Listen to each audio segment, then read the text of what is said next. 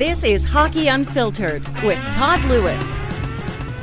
It's the Saturday edition, set to go. A busy couple of hours ahead because we got us another busy day in the National Hockey League playoff round number 1. 3 games on the schedule, including a couple of afternoon contests, and then the evening matchup as well. Got you all covered, got the latest on all of them. Plus, we'll look back on what happened in a wild Friday night in the National Hockey League, some other stories from around the league as well. A whole bunch to get into on this busy Saturday. At Hockey Unfiltered, at Todd Lewis Sports, our Twitter and Instagram handles to follow us. That's where we're looking for your submissions as well for the HU Dog of the Day. We do it every Saturday. Send us your tweets, your Instagram posts, a picture of your dog. Tell us how you and your dog came together, your names, and if there's a good story, we love that as well. We like to recognize and honor great dogs and do so every Saturday. The HU Dog of the Day, hashtag HU Dog of the Day, at Todd Lewis Sports, at Hockey Unfiltered is where you send them. Oh, it's a busy one. We're live, and we'll be here again tomorrow as well. Same time, 11 Eastern, 8 a.m. Pacific at hockeyunfiltered.com, streaming live on the Hockey Unfiltered app because there is so much to cover. Coming up in hour number 1, Abbey Mastracco will join us. She covers the New Jersey Devils for the Record Sports and NorthJersey.com. We'll have a tee-up of the New Jersey Devils Tampa Bay Lightning contest that goes this afternoon. Also coming up, Scott Billeck of the Winnipeg Sun and NHL.com covering the Jets. If we can pull him away from the celebrations that I'm sure are still going on in Winnipeg, we'll get the latest on that one-sided victory by the Winnipeg Jets. Dane Mizutani will have the other side. He covers the Minnesota Wild for the Pioneer Press. And George Richards covering the Columbus Blue Jackets for the Post-Dispatch with a tee-up of that matchup between the Blue Jackets and the Washington Capitals. Also an afternoon contest. That's the only series today that is 2-2. The other games are more potentially clinching games. And that's what we like as we get to this time of the playoffs. We're a week and a half in. And oh yeah, there is a lot of stuff going on in the NHL postseason. We had us some kind of Friday night on Friday. Arguably, that was the best night of the postseason so far. I'm not sure if I would say one game on Friday was the best game of the postseason, but that was the best night of the postseason.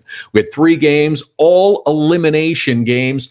And in all honesty, if you polled 100 people about what the expected results were supposed to be on Friday night with 3 elimination games, I would say the vast majority, if they provided honest answers, would say, you know what, they're all ending tonight. They're all finished tonight. That's the way it's going to go. But not so fast. Only one team managed to finish off their opponent. That, of course, the Minnesota Wild is now extinct, and the Winnipeg Jets come up with the victory.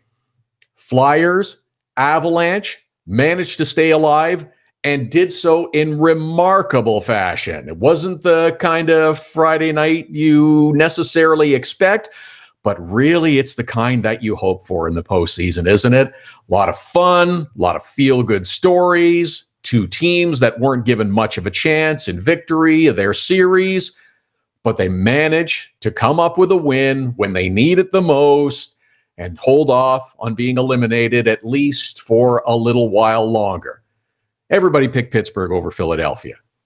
Everybody picked Nashville over Colorado. But yet, those 2 teams are still alive this morning. And in Nashville, after Maren Morris sang the national anthem, wish they'd shown that on the NBCSN broadcast. I think she's terrific. There were catfish of tossed onto the ice prior to the game between the Preds and the Avs. Got that all cleaned up. Got that all taken care of.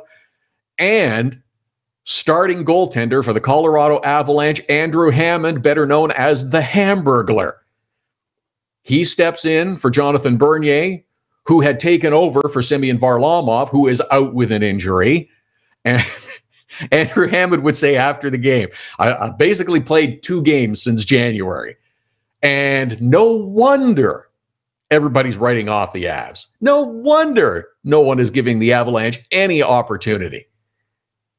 But sure enough, they hung in, kept it close. The game was scoreless into the 3rd period when a puck is directed off the skate of Nick Bonino into the back of the net, and the officials waved it off right away. had the little discussion, had the little consult in the officials' crease by the penalty box, and then went to video review. And good on you, Nashville, keeping it going, singing Let It Be as the refs are doing the video review. They reversed their original call. I was shocked. I watched the replays from the different angles, and I listened to Brian Boucher and AJ Malesko talk for 10 minutes almost that there didn't seem to be enough to turn this one over and that the call was likely to stand and the goal would be disallowed. However, as we have come to see so often in video review, that was not the case. Preds up 1-0. But don't despair, Avalanche fans. Your elite line, your top line comes to the rescue. Just over 4 minutes remaining. What a pass from Mikko Rantanen over to Nathan MacKinnon, who has as much patience as you can imagine, and then a little more. And he calmly dishes off to Gabriel Landeskog, puts the tying goal in. Then, because that wasn't enough drama, tying it up with 4 minutes left to go, the puck gets turned over in the Colorado Avalanche and JT Compher rushes it up the ice, and Sven Andrighetto is in hot pursuit, charging alongside, and Compher does the right thing. Takes the shot, goes off the goaltender Pekarine's pad, creates a rebound, and Andrighetto slams it home. Colorado up 2-1 with 1.5 minutes to go. Andrew Hammond was called on to make a few more saves in the dying seconds, and he does. He stopped 44 of 45 pucks. Avs win. Hamburglar emoticons everywhere on social media, starting last night and continuing through today. Mark Stone of the Ottawa Senators was one to get it going last night as well. Sunday is going to be fun in Denver. I don't know if Jonathan Bernier's lower body injury will be any better, but how do you go with anyone except Andrew Hammond now? It was an adventure at times. Hammond came out to handle the puck and almost wound up putting it in his own net, but it worked out, made the saves when he needed to, including a couple of good ones in that final 1.5 minutes or so. Maybe there's a little bit of that Hamburglar magic that's still left. Maybe it's come out again. Maybe they are playing as free and loose and relaxed as you can imagine. They got nothing to lose. No one expected them to be in the playoffs. But hey, look at what they've been able to do so far. I will also say that I think there's a little bit of doubt creeping into the Nashville Predators. Just a little. They're still the better team in terms of roster. But there's got to be a little bit of doubt creeping into the Nashville Predators. Because Colorado has played them tough, and the result of Game 2, with a few bounces, going a little better, and maybe another decision or two, could have very well gone the other way, and the series could have been tied going back to Colorado. That's not where we are, but that's part of, I think, what's maybe putting a little doubt into the Nashville Predators. Everybody expected this series to be over by now. And the fact that it isn't is a little cause for concern. Avalanche fans know this, but if you want to hear something really good, and you get the chance to listen to the Colorado Avalanche radio play-by-play call from Mark Moser on what turned out to be the game-winning goal by Sven Andrighetto, and then play it through for the next 1.5 minutes or 2 minutes toward the end of the game, he is completely losing it. It's hilarious to listen to. It's fantastic. Genuine emotion, though. Real, fun, genuine, emotional, and it's good to see. It was good to hear, too. The other amazing outcome, of course, comes in the Pittsburgh and Philly game and how the Flyers managed to prevail. And I'll say here, Dave Haxtell is a genius. An absolute genius, because you look at the lineup that the Philadelphia Flyers put together, and not just the players that were in the lineup, but the lines that were assembled. And I'm thinking, really? This is what you're going with?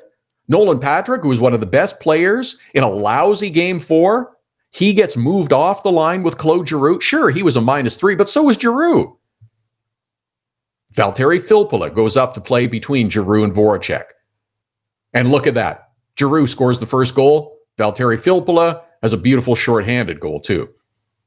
Sean Couturier misses game 4, gutted it out on the third line. Again, smart move by the coach, Dave Haxtell, knowing he can only handle so much ice time. Puts him in a role that he believes he can handle and will help the team. He was killing penalties. He was on the ice late. And how about choosing Michael Neuwirth to start the game? That's a ballsy call. I mean, we've all seen Michael Neuwirth play, and you're picking him to start the game where you could end your season. Hasn't played particularly well. He's struggled to finish games because of health. What a game. He made some sensational saves. When the Pens got some life in the second period, he was there. He was making the saves. And then in the late going, again, late goal to put the Philadelphia Flyers ahead. Pittsburgh pulling out all the stops in the late going, trying to get the goal to equalize. Michael Neuwirth is there when Sidney Crosby is standing on the doorstep and ready to pound home the puck that will even the game, snags it out of the air. So what does Philly get for their troubles? They have to find a way to beat Pittsburgh at home, and that is something they have not been able to do. I don't know if Michael Neuwirth can have another game like that. I don't know if he can play that well again. I don't know if he can play a whole game again. That, much like Andrew Hammond for the Colorado Avalanche, that was magic on Friday night. How is Sean Couturier going to feel today and playing again on Sunday afternoon? Will he be able to get by in game number 6? It's funny. You know, Pittsburgh is going to come out flying in that game. You absolutely know they are going to be lit and ready to go right off the start. In game number 2 and in game number 5 of this series between the Pens and the Flyers, Pittsburgh, after having dominating victories in the previous game, they have come out and seemed almost disinterested. Not expecting that at all for game number 6. They'll be buzzing. Usually it is the visiting team that wants to survive the first 10 minutes. Likely going to be the other way around in this game between the Philadelphia Flyers and the Pittsburgh Penguins come Sunday afternoon. That's going to be something to see. But a terrific series is what it's turned into, with those 2 late game winners, surprise endings, prolonging the series. It made Friday night really fun. And Saturday sets up like a pretty good day as well, because it's New Jersey and Tampa Bay, an elimination game. Columbus and Washington, that series is tied 2-2, but which way is the momentum going to shift? And then the other elimination game on Saturday night, Toronto and Boston. Bruins up 3-1. Patrice Bergeron was on the ice and participated in the morning skate. Looks good that he'll be there, and Nazem Kadri will be back in the lineup as well. His suspension complete. Some more thoughts on that coming up, as well as other interesting facts about what took place on Friday night, and we'll look ahead to the games on Saturday. Coming up shortly, Abbey Mastracco will give us a primer for the Devils and the Tampa Bay Lightning. Also this hour, Scott Billeck with the latest on the Jets celebration. More on that matchup as well. Dane Mizutani from the Pioneer Press with what happens next to the Minnesota Wild, and George Richards with all the latest on the Columbus Blue Jackets getting set for game number 5 of their series against the Washington Capitals. At Hockey Unfiltered, at Todd Lewis Sports, the Twitter and Instagram handles. We'll talk to Abbey Mastracco right after the break. Hockey Unfiltered with Todd Lewis sends you to the biggest events at the best prices. This year, we've partnered with Seat Giant to give you special deals on tickets to NHL games, concerts, or other events. Simply go to SeatGiant.com, find the tickets you want. When you check out, use the promo code TODD for a special discount. That's promo code TODD for a special discount. Start saving with SeatGiant.com on your next purchase. Get your business started getting more leads. 1-844-SEO-LEAD. The number to call if you want more online leads for your business is 1-844-SEO-LEAD. Search engine optimization can be the difference between success and failure. It's no coincidence which businesses are listed first in Google searches. Call 1-844-SEO-LEAD. Now it's even easier to nominate your dog as the Hockey Unfiltered Dog of the Day. We do it every Saturday. Send us a photo on Twitter or now on Instagram with the hashtag HU Dog of the Day. We choose a winner every Saturday. That's simple. Now on Instagram or Twitter, send us the photo using the hashtag HU Dog of the Day, and your dog could be the one added to our gallery on the website and Facebook page. It's the Hockey Unfiltered Dog of the Day every Saturday. Cutting-edge design for manufacturing. Nova Product Design. Industrial design. Mechanical engineering and design. Nova Product Design provides experienced design for parts and assemblies, manufacturing, assembly, and serviceability. From plastic parts to sheet metal forming, mold and tool design, injection molding, and more. Nova Product Design. Visit novaproductdesign.com to learn more. So you had to get groceries, take your daughter to dance class, and a pipe burst in the kitchen. You missed Hockey Unfiltered with Todd Lewis. No problem. All of our shows are available as a podcast right after the show airs, so you can listen when life gets in the way of hearing us live. Subscribe through iTunes and get alerts as soon as the podcast is available, or go to our website, hockeyunfiltered.com, and listen. Plus, check out the other cool stuff. The Hockey Unfiltered with Todd Lewis podcast. Subscribe now through iTunes.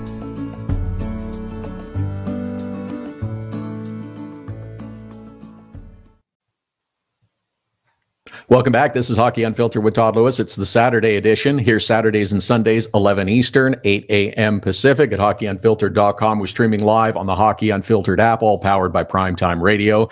We will join these celebrations in Winnipeg with Scott Billeck coming up a little bit later on this hour. We'll get you set for the 3 games on today's Stanley Cup playoff round 1 schedule, and also the latest on the New Jersey Devils. Abbey Mastracco covers the Devils for the Record Sports and NorthJersey.com. Follow her on Twitter at Abbey Mastracco, and she joins us now. Abbey, we didn't see Sami Vatanen yesterday, and how big a concern should Devils fans be about him not being able to go in game number 5 of the series today? Well, I don't know if he is in Tampa, but he was not in Tampa yesterday, which leads me to believe that he's probably still not in Tampa. He's probably back in New Jersey, and that is a big concern. I mean, Sammy plays in all situations. He chews minutes. He quarterbacks our second power play unit, kills penalties. I think that, we're going to see some guys really having to work a little bit harder to make up for Sammy's absence. Yeah, and even though Sami Vatanen left the lineup fairly early in game number 4, I thought the Devils were playing a pretty good game. They were on the verge of having emotions bubble over a few times, but this was still a game that wasn't really decided until the end of it. Yeah, I mean, that was a really close game, and Taylor Hall has been great at calming guys down and letting them know you got to play keep the physicality between the whistles. And he said, we're going to let the Lightning do all the extracurriculars after the whistles, and guys listen to him. And when Taylor's having a good game, so is everybody else. But we're also seeing Taylor kind of pressing and maybe gripping the stick a little bit too tight, trying to make something happen. So when the games are so tight like this, one goal is really all it takes, and that's what we saw in the first game. So I wouldn't expect anything to be different today. Yeah, you mentioned the impact of Taylor Hall, and we've spoken so glowingly about all his offensive accomplishments all year, and the potential MVP season he's had for the New Jersey Devils. He, of course, is leading them in points in the postseason. But is his leadership and experience something that we haven't talked much about, but has been as big a factor as anything for the Devils? You know what? I think it has.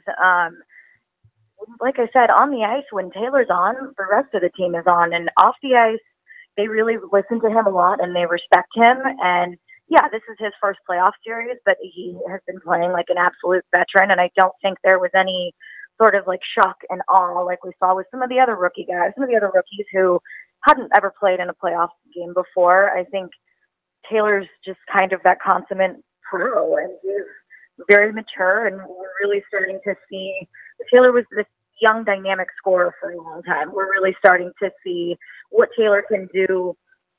I mean, we're starting to see him grow up and what he can accomplish as an experienced veteran.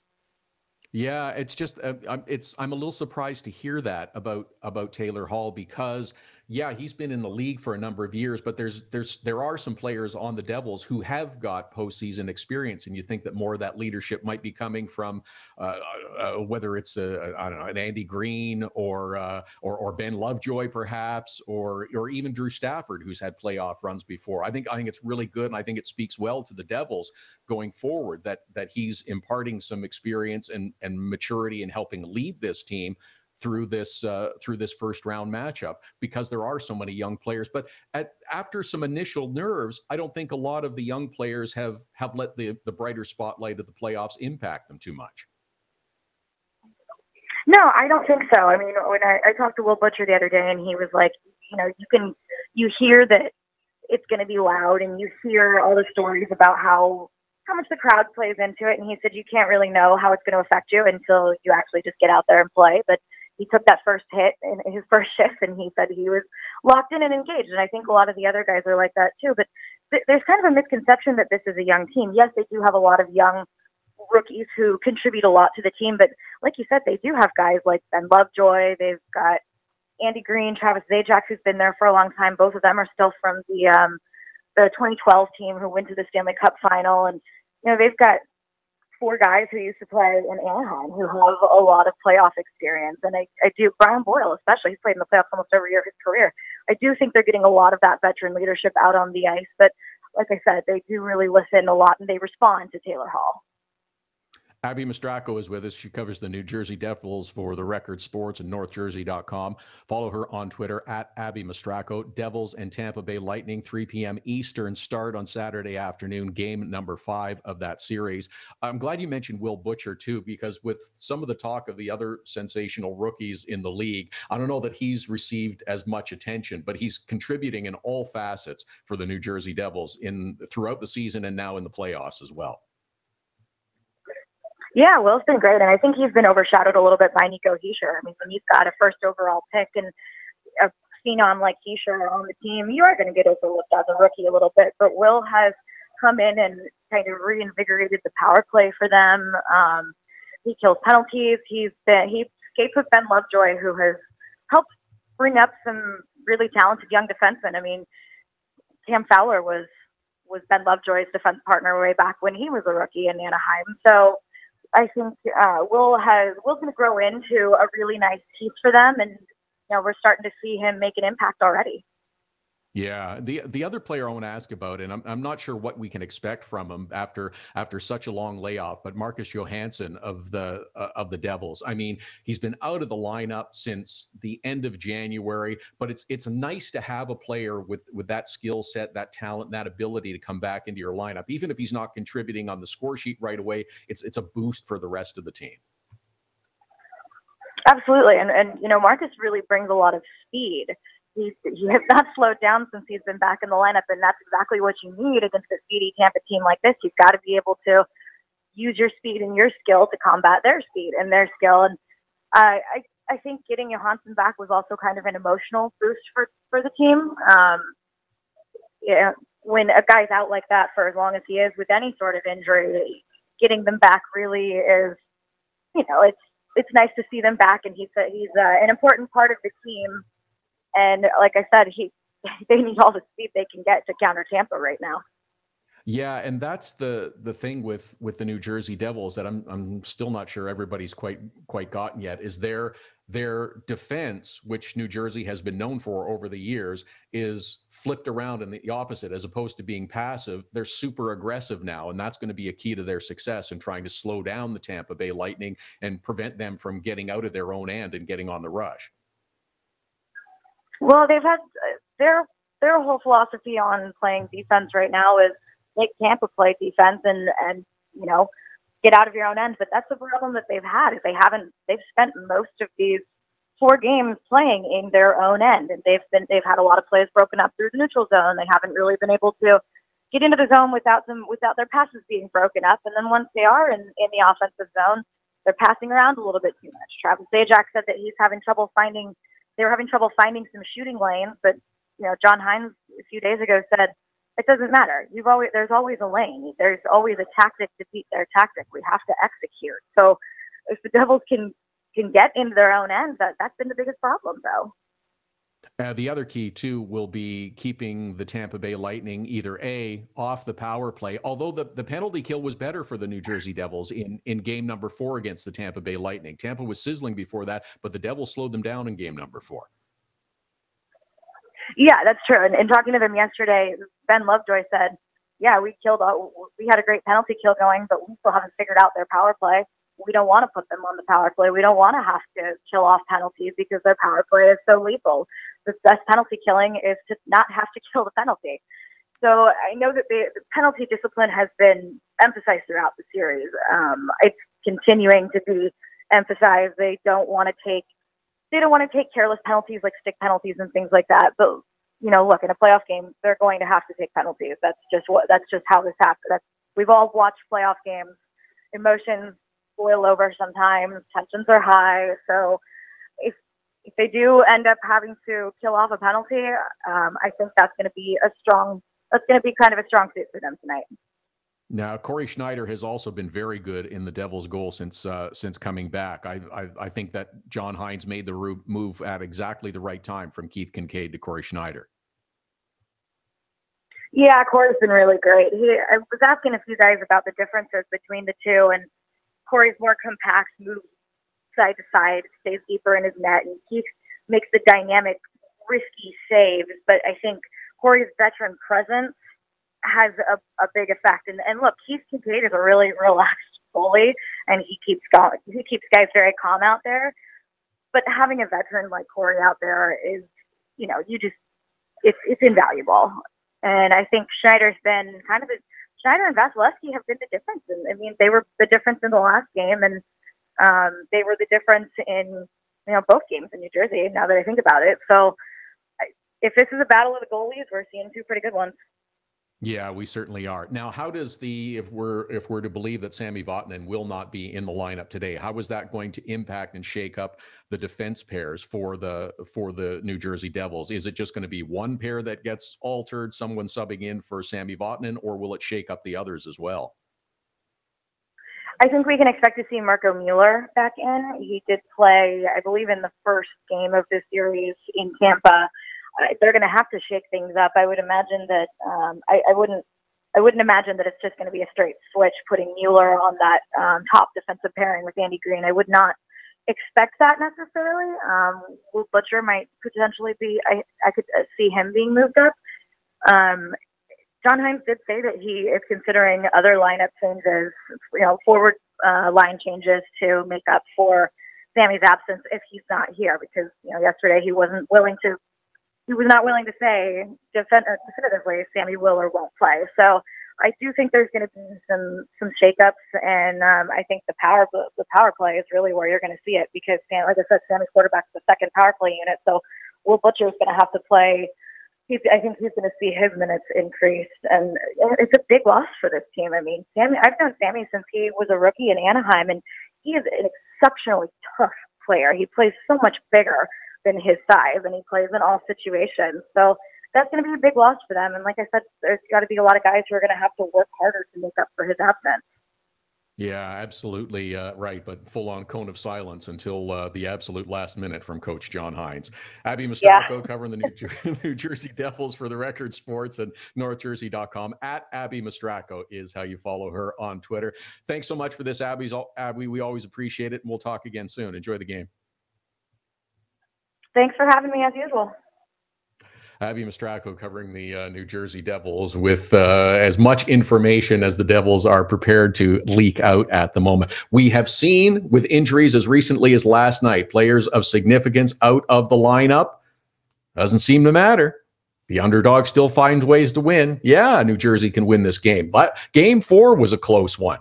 Certainly much closer than the Tampa Bay would have liked it to be. After that wild first period, things kind of calmed down in the sense that this was a close, tight game until late. And if the Devils can start on time, not give the Tampa Bay Lightning too many power plays, and play a smart, structured game, be aggressive, yeah, they got a shot to win. At Hockey Unfiltered, at Todd Lewis Sports, Twitter and Instagram handle. Scott Billeck, covering the Winnipeg Jets, will join us in the next segment. We'll talk about the celebrations after last night's game. Dane Mizutani with more on the Minnesota Wild and where do the Wild go from here.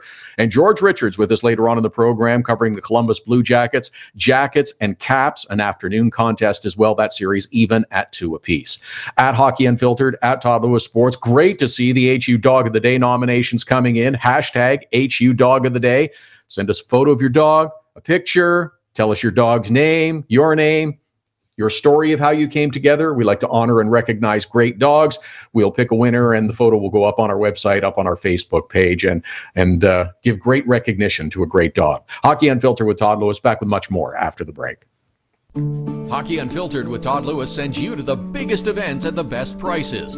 This year, we've partnered with Seat Giant to give you special deals on tickets to NHL games, concerts, or other events. Simply go to SeatGiant.com, find the tickets you want. When you check out, use the promo code TODD for a special discount. That's promo code TODD for a special discount. Start saving with SeatGiant.com on your next purchase. Get your business started getting more leads. 1-844-SEO-LEAD. The number to call if you want more online leads for your business is 1-844-SEO-LEAD. Search engine optimization can be the difference between success and failure. It's no coincidence which businesses are listed first in Google searches. Call 1-844-SEO-LEAD. Now it's even easier to nominate your dog as the Hockey Unfiltered Dog of the Day. We do it every Saturday. Send us a photo on Twitter or now on Instagram with the hashtag HU Dog of the Day. We choose a winner every Saturday. That's simple. Now on Instagram or Twitter, send us the photo using the hashtag HU Dog of the Day, and your dog could be the one added to our gallery on the website and Facebook page. It's the Hockey Unfiltered Dog of the Day every Saturday. Cutting-edge design for manufacturing, Nova Product Design. Industrial design, mechanical engineering and design. Nova Product Design provides experienced design for parts and assemblies, manufacturing, assembly, and serviceability. From plastic parts to sheet metal forming, mold and tool design, injection molding, and more. Nova Product Design. Visit novaproductdesign.com to learn more. So you had to get groceries, take your daughter to dance class, and a pipe burst in the kitchen. You missed Hockey Unfiltered with Todd Lewis. No problem. All of our shows are available as a podcast right after the show airs, so you can listen when life gets in the way of hearing us live. Subscribe through iTunes and get alerts as soon as the podcast is available, or go to our website, hockeyunfiltered.com, and listen. Plus, check out the other cool stuff, the Hockey Unfiltered with Todd Lewis podcast. Subscribe now through iTunes.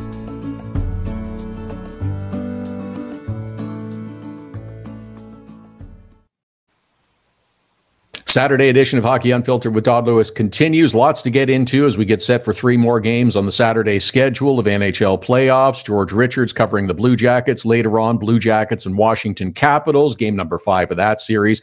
Dane Mizutani will join us later on in the program from the Pioneer Press with the latest on the Minnesota Wild and what might happen now. Pleased to welcome back our friend from Winnipeg, from the Sun, the NHL.com, covering the Winnipeg Jets. At Scott Billeck is how you follow him on Twitter. And Scott joins us now. Has the crowd dispersed from Portage and Maine yet in Winnipeg, Scott, or is it still a celebration going on? Yeah, no, the crowd dispersed. I think it only lasted about 45 minutes last night before they had to open up traffic to let all the people from the game try and get home last night. But yeah, I think people are still buzzing this morning, whether or not they're at Portage and Maine or not. It was a pretty surreal scene, both inside and outside Bell MTS Place last night.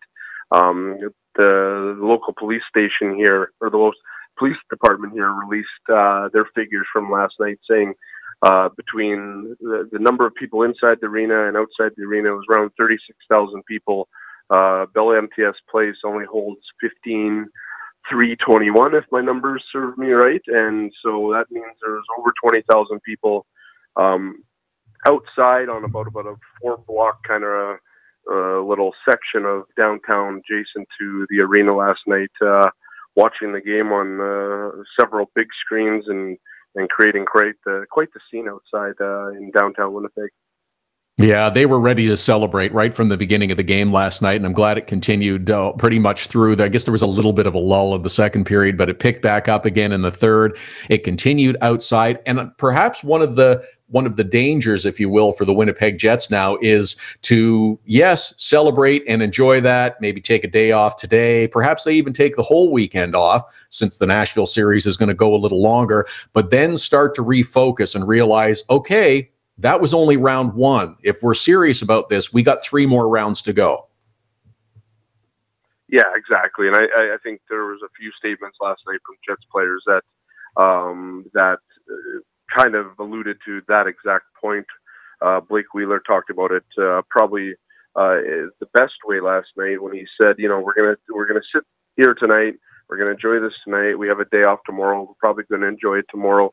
But then we got to, get back on the horse, and it is just one round. Like you said, I mean, the Jets have only, this is only the start. They're still, if they want to win the whole cup, the whole playoffs, they got to win 3 more rounds, and that's a tall order for a team that just won its first franchise playoff series. So, but it does sound like the Jets have the right mindset here.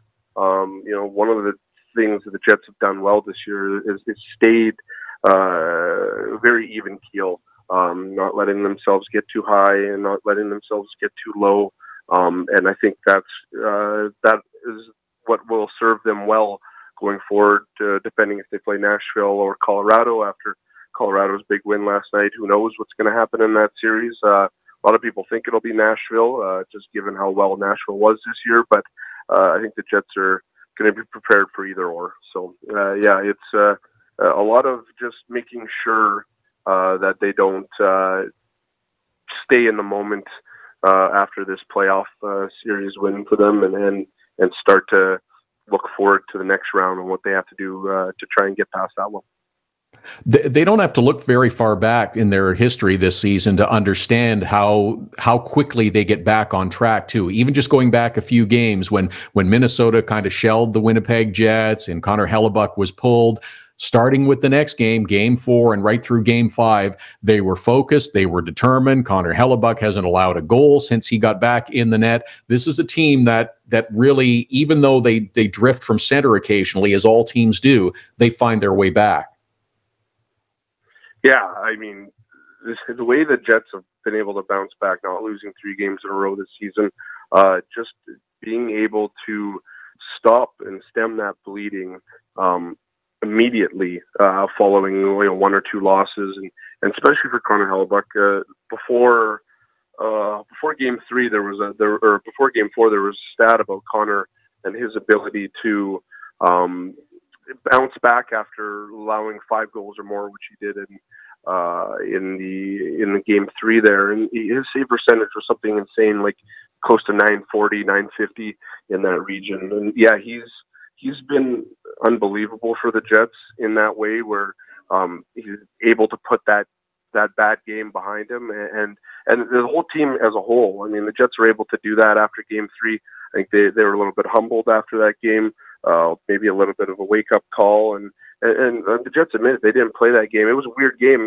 There was a huge snowstorm in Minnesota. Yeah. Jets they were going to fly in the day before. They got stopped in Duluth, which is a ways away from Minnesota. Had to fly back to Winnipeg, and then had to fly in on game day. I mean, that just ruins a lot of guys' routines. Nothing is, stable at that point, and so you can maybe look at that. The Jets just didn't play. They looked like a tired team at that point, but they managed to bounce back. Had a couple injuries. Game 4, Tyler Myers was out. Game 5, they lost Josh Morrissey to suspension. Nikolai Ehlers didn't play because of general malaise, as Paul Maurice put it after the game last night. And the Jets again just found a way to win, and both of those games 4 and 5. You look at the score; they combined 7-0. I mean, those are dominant games where they shut down a guy who scored 42 goals and another guy who scored 33 this season. So, this team definitely earned their series win, and did a pretty admirable job doing it in face of some adversity. Scott Billeck is with us, covers the Winnipeg Jets for The Sun, for NHL.com. At Scott Billeck is how you follow him on Twitter. Jets defeat the Minnesota Wild 4-1 in their series. Now they await the winner of the Nashville and Colorado matchup. You mentioned some of the injuries, the suspension as well to Josh Morrissey that the Jets have endured. That's also the best illustration of the depth of this roster, that Nikolai Ehlers out last night. That's okay. Matt Hendricks goes in. We have the injury earlier in the series to Matthew Perreault. Jack Roslovic goes in, also contributes. This is a roster that provides an awful lot of talent, even if there is an injury or two that you have to deal with. Yeah, it's an incredible amount of depth that you don't really notice until something like, injuries happen, right? Or suspensions or whatever. I mean, the Jets' top line last night, or top defensive pairing, was Dustin Byfuglien, who's kind of been around all season. But then they had Joe Morrow on that top defensive pairing for part of the night. And Joe Morrow was a guy who was scratched a bunch of times as a Montreal Canadian this year before the Jets picked him up at the trade deadline. He came in. Tucker Poolman, a guy who was playing college hockey last year, played minutes last night. A lot of guys, and then on the forward line, Matt Hendricks hadn't played in weeks. He missed 17 games with an injury, and that was his first time. He says after the game, he kind of felt like a pace car out there for the first few shifts, right? So it's interesting, but I mean, all these guys they seem to come together when this happens and form this bond on the ice where they're just able to get the best out of each other. It's odd because a lot of teams, they have some of the injuries and key pieces missing. I mean, even look at the Minnesota Wild. No Ryan Suter, no Zach Parise, and they had problems. Bruce Boudreau said last night they didn't have the same depth as the Jets did. So when you lose two key pieces like that, they just couldn't cope with it. And the Jets are able to obviously cope with it and more. It wasn't like they were just sticking around. They were still playing a very high-end, high-caliber style of hockey, and it obviously propelled them, their depth propelled them to a series win here in just 5 games. The personality and the dynamic of this team, I think, also plays into their success. You mentioned that they're a really tight and close group that really come together as a team a lot more so than some others do around the NHL. Even for the example I'll give is Patrick Laine, who had his 20th birthday the other day. He's getting the gears from the team. He's getting the pie in the face routine, but they're loose, they're relaxed, they're comfortable, but when it's time, they're all business as well. This is a real close group, and I think that serves them well. Yeah, I mean, it's hard to explain how that came to be. I mean, I don't think this was always the case in Winnipeg, and maybe part of the issue why the team couldn't gel at the right time in years past. But yeah, this year it just seems that there's the right mix of guys and the glue, whoever that is in the room, whether it's Matt Hendricks, who came in and that was kind of what he was lauded as, this guy that can come into a room and kind of just bring everybody together and that sort of thing, or if it's just from the leadership core with Dustin Byfuglien, Blake Wheeler, Mark Scheifele, Jacob Trouba, those guys who've been able to just, but yeah, everything's inclusive. I mean, Paul Stastny's talked about how he came in and everything was, just worked out for him. Matt Hendricks talked about how he came in too, and he was just accepted right away. Joe Morrow, another one of those guys. It is very interesting to see how tight knit the guys are during the season, and now through the playoffs. And it seems from us, we don't always see what they're doing after the games and in their personal times, but it does seem like they're hanging out with each other. They're just doing a bunch of different things, and all that just lends to obviously a better product on the ice. And when everybody likes each other, when everybody's having fun with each other, I mean that just transitions into the on ice product. It seems like there's a real appreciation of their success through this team as well. And maybe this goes back to the players that have been with the franchise for a while, guys like Brian Little or even Blake Wheeler, who go back to the Atlanta days and understand what it's like to play through a season and have miserable years. And they've been able to impart some of that and have a real appreciation for the success they've had on some of the younger players.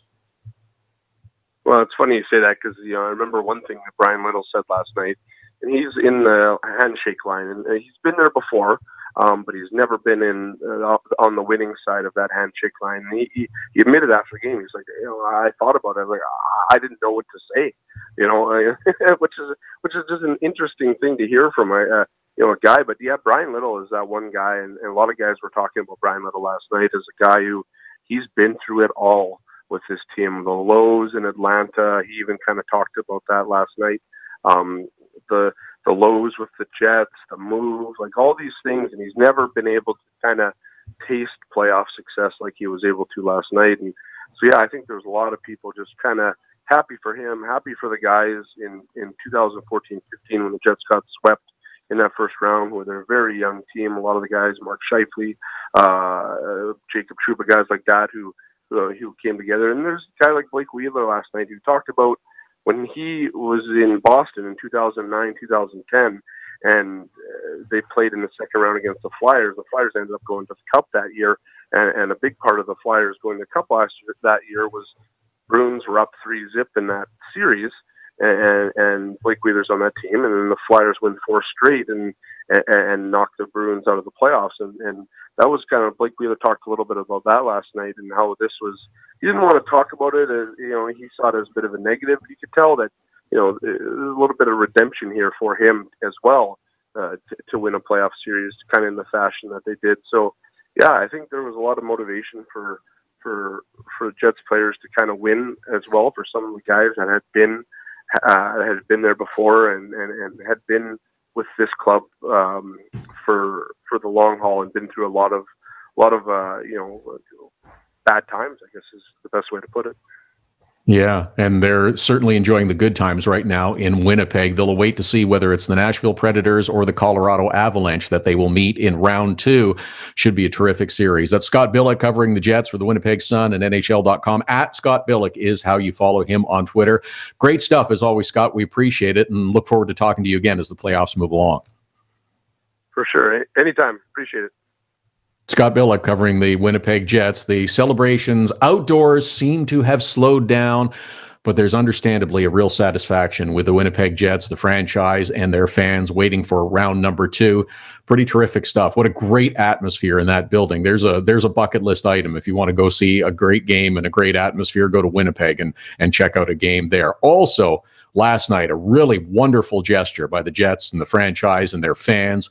A welcome home at the game to Matthew Gomersick, the Winnipeg native who is a forward with the Humboldt Broncos. He was released from hospital last week, and what a great move to have he and his family at the game last night, and what a wonderful reception of support he was given by the crowd in attendance last night as well. At Hockey Unfiltered, at Todd Lewis Sports, our Twitter and Instagram handles. Still looking for more of your Dog of the Day nominees. Hashtag is HU Dog of the Day. A couple of good ones so far. We're looking for more. We'll choose a winner before the program is done. Still to come, Dane Mizutani talking Minnesota Wild, and where do they go from here? George Richards with the latest on the Columbus Blue Jackets in anticipation of Game 5 with the Washington Capitals. Also, some huge accolades for the NHL in the next segment. I give them huge props for something, and there's times when I'll be critical of the NHL, and understandably so, but I also like to praise them when they do something right and do something good. We'll talk about that right after the break. Hockey Unfiltered with Todd Lewis sends you to the biggest events at the best prices. This year, we've partnered with SeatGiant to give you special deals on tickets to NHL games, concerts, or other events. Simply go to SeatGiant.com, find the tickets you want. When you check out, use the promo code TODD for a special discount. That's promo code TODD for a special discount. Start saving with SeatGiant.com on your next purchase. Get your business started getting more leads. 1-844-SEO-LEAD. The number to call if you want more online leads for your business is 1-844-SEO-LEAD. Search engine optimization can be the difference between success and failure. It's no coincidence which businesses are listed first in Google searches. Call 1-844-SEO-LEAD. Now it's even easier to nominate your dog as the Hockey Unfiltered Dog of the Day. We do it every Saturday. Send us a photo on Twitter or now on Instagram with the hashtag HU Dog of the Day. We choose a winner every Saturday. That's simple. Now on Instagram or Twitter, send us the photo using the hashtag HU Dog of the Day, and your dog could be the one added to our gallery on the website and Facebook page. It's the Hockey Unfiltered Dog of the Day every Saturday. Cutting-edge design for manufacturing, Nova Product Design. Industrial design, mechanical engineering and design.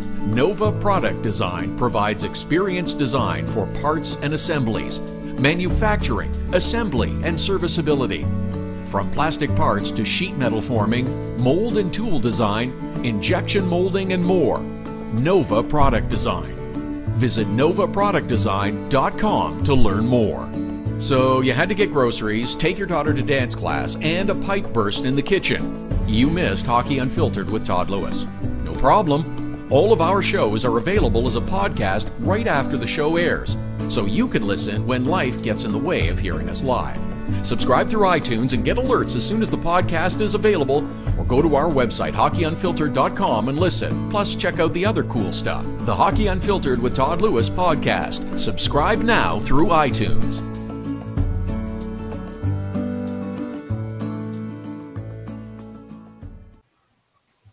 Loving the Dog of the Day nominations today. Hashtag is HU Dog of the Day. Send them to us via Twitter, via Instagram, at Hockey Unfiltered, at Todd Lewis Sports.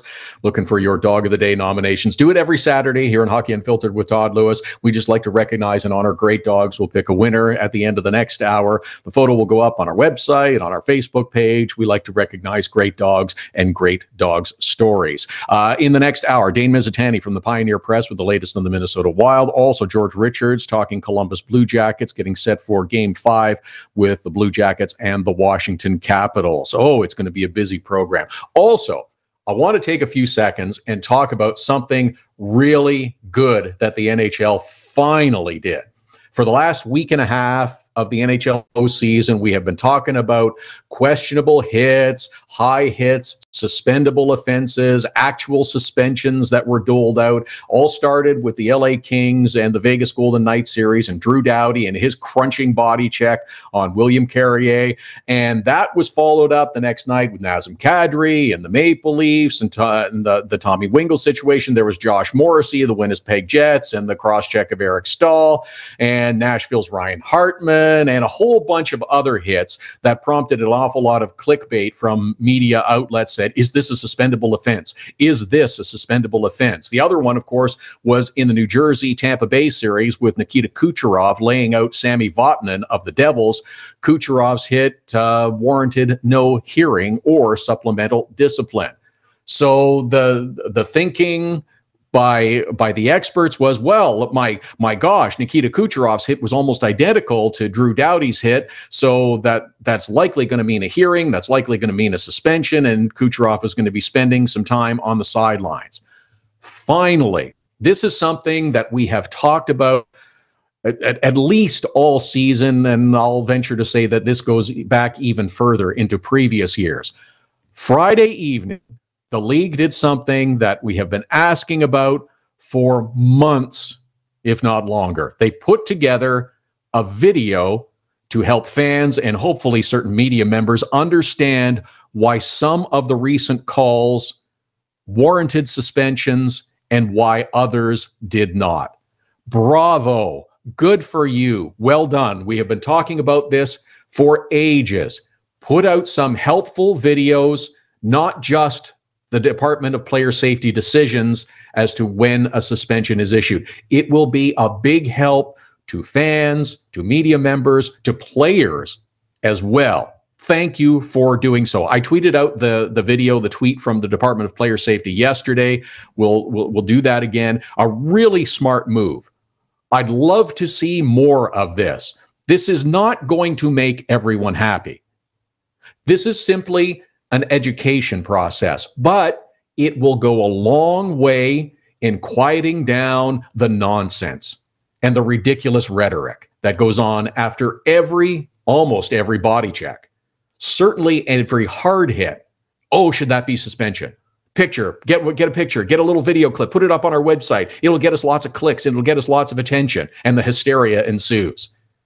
It will not make everyone happy, this video, because fans will view the game through partisan eyes. They're viewing it through their team. I want my team to win. And every call that's made, well, they view it in a somewhat slanted manner. But it will give people information. It helps them understand the decision-making process. That's what this 4 or 5 minute video provides. It is worth investing the time to watch it for the 5 minutes. Give the people information, help them better understand what constitutes a legal and what constitutes an illegal check to the head. I still don't agree with all the decisions that are contained in this video. I'm still of the mind that Drew Doughty should not necessarily have been suspended. I thought there was more change of trajectory by William Carrier, and that should have negated a suspension for Drew Doughty. That's my opinion. Even watching the video, the education process, the explanation from the league doesn't change my mind, but I better understand now why that hit was penalized and Drew Doughty subsequently suspended. It certainly illustrates why the Nikita Kucherov hit of Sami Vatanen of the New Jersey Devils did not even warrant a hearing. There's good video and good explanations of how they occur. Now, a couple of other things with these incidents, though. As we've seen through the first week and a half of the postseason, the highest graded referees in the league are the ones charged with keeping order in the playoffs. And out on the ice, as a whole, I'll still give them a below average grade at best. They are doing a below average job on the postseason. Here's something else to notice. On both the hit by Drew Doughty on William Carrier and Nikita Kucherov on Sami Vatanen, no penalty was called on either play. Now, this tells me a couple of different things. Tells me that the leap from no infraction, no penalty, as was the case with Nikita Kucherov, full body hit, unfortunately, regrettably for Sami Vatanen, resulted in an injury, to the Drew Doughty hit, which was viewed differently by the league. Not enough full body contact, too much head contact. That's a suspendable offense. If you watch these two plays side by side, they are almost identical. And how, if one hit is so egregious to warrant a suspension and the other doesn't get a hearing, doesn't get a penalty, and understandably so, how do you expect referees to make these kind of judgments at the amazing and still increasing speed that the NHL game is played at? It is impossible. I don't have an immediate solution, but this is something that we're going to have to look at. Too many things get missed. The fine line is so thin between a suspension and not even a penalty. It's impossible for referees to judge. And that's why I believe they're reluctant to make many calls at all. We'll carry this over into the next hour. That and much more straight ahead at Hockey Unfiltered, at Todd Lewis Sports, the Twitter and Instagram handles. Back with much more. Hour number 2 coming straight up. Hockey Unfiltered with Todd Lewis sends you to the biggest events at the best prices. This year, we've partnered with Seat Giant to give you special deals on tickets to NHL games, concerts, or other events. Simply go to SeatGiant.com, find the tickets you want. When you check out, use the promo code TODD for a special discount. That's promo code TODD for a special discount. Start saving with SeatGiant.com on your next purchase. Get your business started getting more leads. 1-844-SEO-LEAD. The number to call if you want more online leads for your business is 1-844-SEO-LEAD. Search engine optimization can be the difference between success and failure. It's no coincidence which businesses are listed first in Google searches. Call 1-844-SEO-LEAD. Now it's even easier to nominate your dog as the Hockey Unfiltered Dog of the Day. We do it every Saturday. Send us a photo on Twitter or now on Instagram with the hashtag HU Dog of the Day. We choose a winner every Saturday. That's simple. Now on Instagram or Twitter, send us the photo using the hashtag HU Dog of the Day, and your dog could be the one added to our gallery on the website and Facebook page.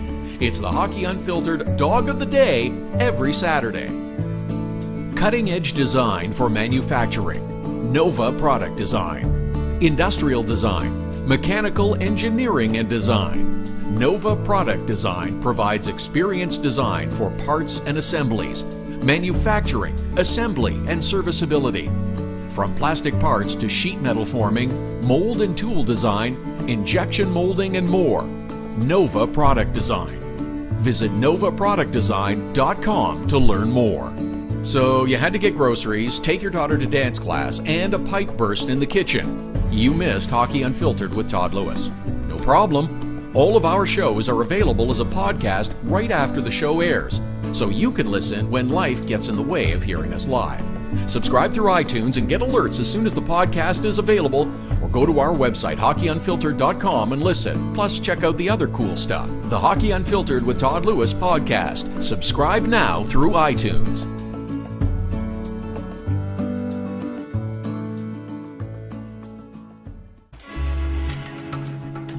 This is Hockey Unfiltered with Todd Lewis. That first hour went really quickly, and the second one is going to go just as fast, speeding toward 3 games on the Saturday schedule for the Stanley Cup playoffs. Toronto Maple Leafs, Boston Bruins with the late game, Columbus and Washington, New Jersey, Tampa Bay with afternoon contests, 3 p.m. Eastern time starts. Got you all covered, plus a wrap-up of what took place on the Friday night schedule. Lots of drama, lots of fun, plenty of twists and turns. Dane Mizutani from the Pioneer Press will join us this hour.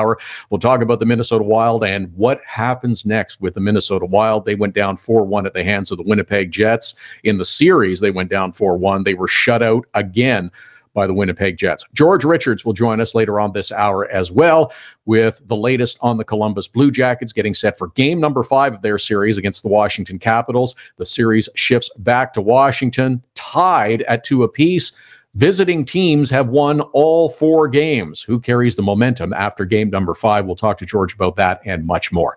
At Hockey Unfiltered, at Todd Lewis Sports, our Twitter and Instagram handles to send us your nominations for the HU Dog of the Day, Hockey Unfiltered Dog of the Day. We do it every Saturday. We like to honor and recognize great dogs. So send them to us with the hashtag HU Dog of the Day. Some really good nominations coming in today. Please keep them coming. We'll take a look at them and pick a winner before the end of the hour. Join us every Saturday and Sunday, 11 Eastern, 8 a.m. Pacific, live at hockeyunfiltered.com, streaming live on the Hockey Unfiltered app. You can check out our podcasts as well. Subscribe on iTunes, iHeartRadio, and the Hockey Unfiltered app. It includes our Little Saturday podcasts. Midweek hockey talk, they drop Wednesday afternoon to keep the conversation going during the week. And so much to get into. What a night on Friday. Everybody writing off the Philadelphia Flyers. Pittsburgh's going home. They had their way with Philly in game number 4. Sean Couturier's a big question mark. What do you mean they're starting Michael Neuwirth in goal? Dave Haxtell is a genius. Sean Couturier was able to play a little, not top line minutes, though, so he put him on the 3rd line.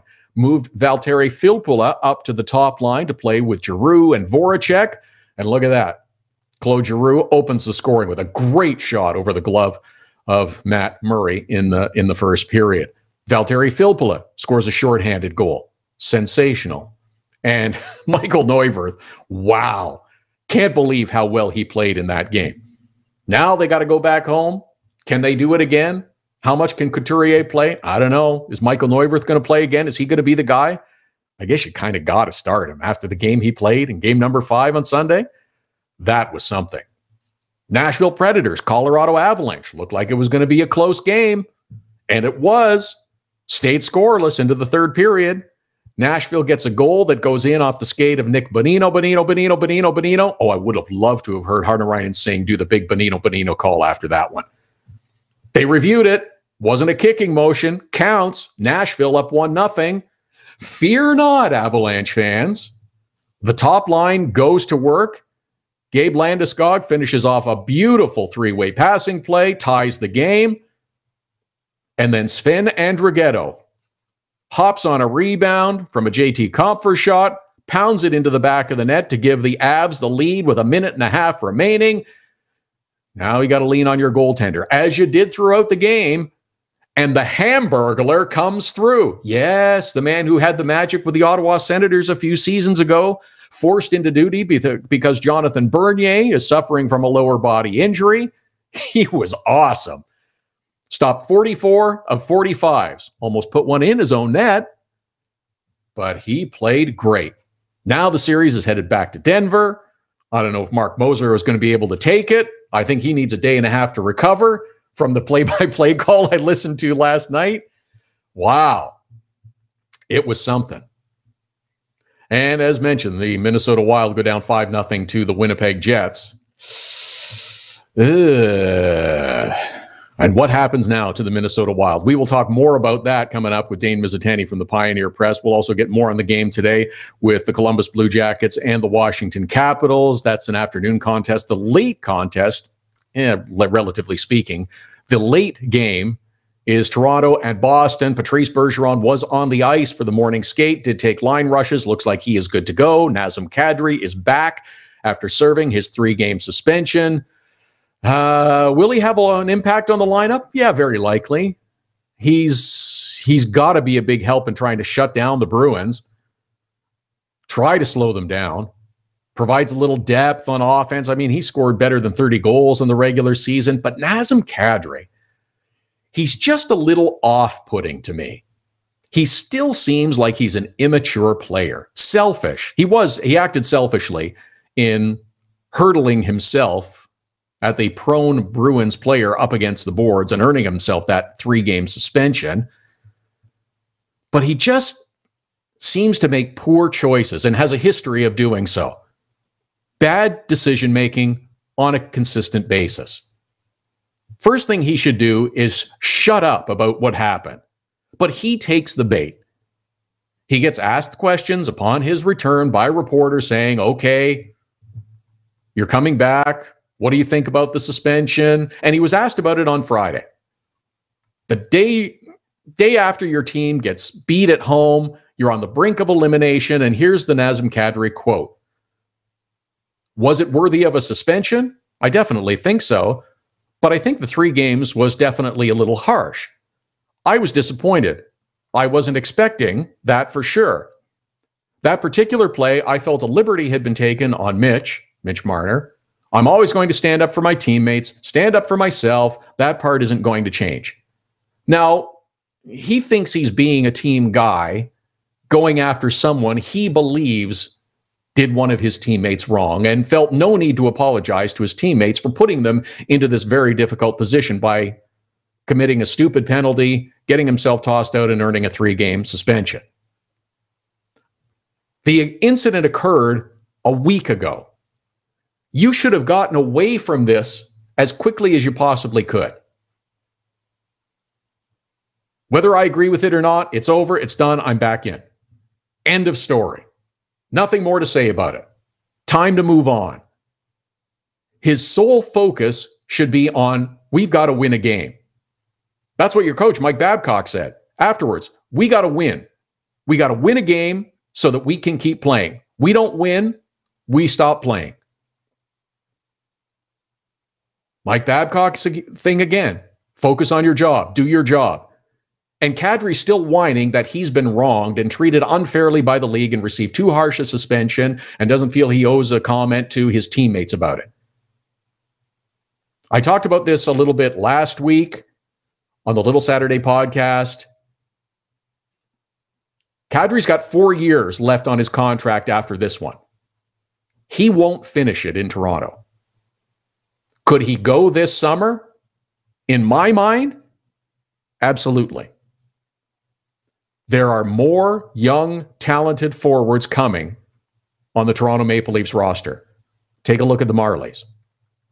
There are more good, talented players coming. They have unrestricted free agents. They may choose to sign, probably not all three. Could Nazem Kadri go? Yes, he'd net you something nice in return. Do I see him finishing his 4 years remaining on his contract in Toronto? Not a chance. Not a chance. Before we go too much further, and since we're talking about Nazem Kadri and his suspension and discipline in the hits, let's pick up on something we were talking about in the last hour. The video that the NHL Department of Player Safety finally put out to help illustrate why certain decisions are made. What constitutes a legal hit? What is an illegal hit? It is worth the 5 minutes of your time to watch. You still might not agree with the decisions that are made. I don't, but I understand better what they are trying to say and illustrate what is and what isn't allowed in terms of body contact. I still don't think Drew Doughty should have been suspended. I thought the movement by William Carrier was enough that it should have disqualified him from suspension. But the other point is that both on that hit and the hit by Kucherov and Sami Vatanen in the Devils series with the Tampa Bay Lightning, neither had a penalty called. Neither had a penalty called. Yet Drew Doughty was worthy of missing an entire game. Kucherov, no penalty, no suspension, no hearing. It is such a fine line between what's legal and what's illegal. We keep asking and hearing about players who play on the edge.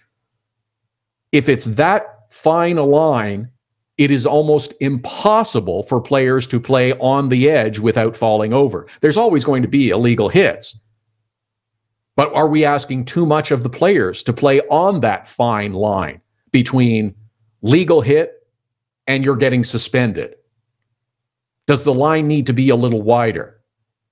It is also become impossible for referees to actually determine whether or not a player moving at such a high rate of speed is looking to inflict a hard body check on an opponent or moving to commit a serious offense.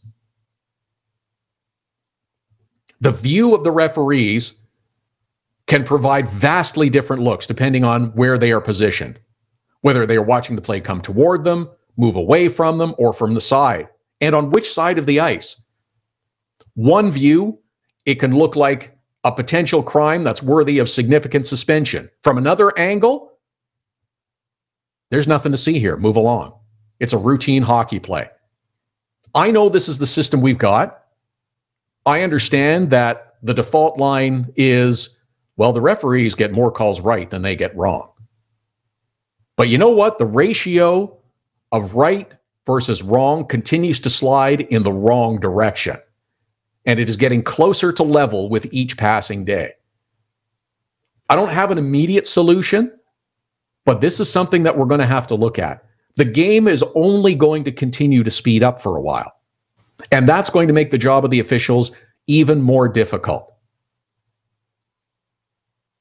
When penalties are not called because referees don't want to call them, they're reluctant to call them because they're not sure, because the game has moved at such a high rate of speed, they think there might be an offense, but they're not 100% sure. They begin making calls. Well, I'm about 90% sure on this one. Maybe I got to move that down to 80% sure before I make sure I make the call. It's getting harder and harder. It's more difficult for the players.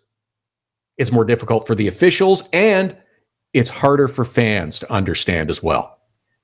This is something we're going to have to take a look at. This is something that we're going to have to address, the high rate of speed.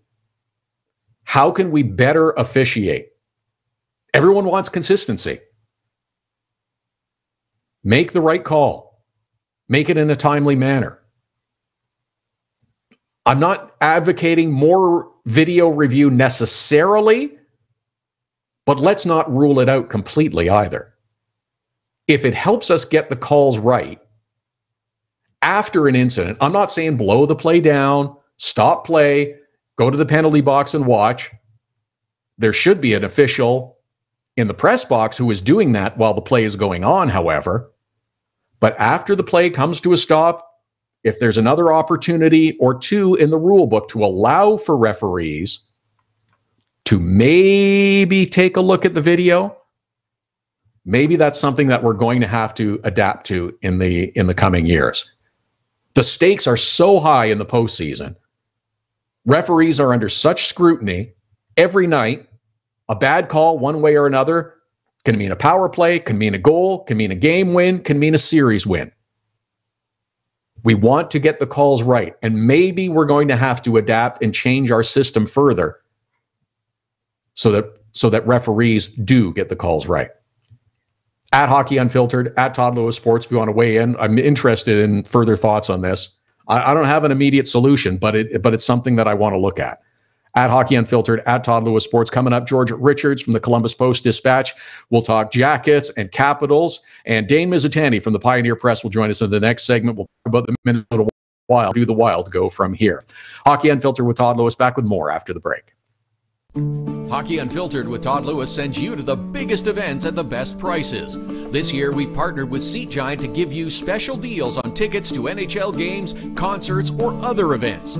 Simply go to SeatGiant.com, find the tickets you want. When you check out, use the promo code TODD for a special discount. That's promo code TODD for a special discount. Start saving with SeatGiant.com on your next purchase. Get your business started getting more leads. 1-844-SEO-LEAD. The number to call if you want more online leads for your business is 1-844-SEO-LEAD. Search engine optimization can be the difference between success and failure. It's no coincidence which businesses are listed first in Google searches. Call 1-844-SEO-LEAD. Now it's even easier to nominate your dog as the Hockey Unfiltered Dog of the Day. We do it every Saturday. Send us a photo on Twitter or now on Instagram with the hashtag HU Dog of the Day. We choose a winner every Saturday. That's simple. Now on Instagram or Twitter, send us the photo using the hashtag HU Dog of the Day, and your dog could be the one added to our gallery on the website and Facebook page. It's the Hockey Unfiltered Dog of the Day every Saturday. Cutting-edge design for manufacturing. Nova Product Design. Industrial design. Mechanical engineering and design. Nova Product Design provides experienced design for parts and assemblies, manufacturing, assembly, and serviceability. From plastic parts to sheet metal forming, mold and tool design, injection molding, and more. Nova Product Design. Visit novaproductdesign.com to learn more. So you had to get groceries, take your daughter to dance class, and a pipe burst in the kitchen. You missed Hockey Unfiltered with Todd Lewis. No problem. All of our shows are available as a podcast right after the show airs, so you can listen when life gets in the way of hearing us live. Subscribe through iTunes and get alerts as soon as the podcast is available, or go to our website, hockeyunfiltered.com, and listen. Plus, check out the other cool stuff. The Hockey Unfiltered with Todd Lewis podcast. Subscribe now through iTunes.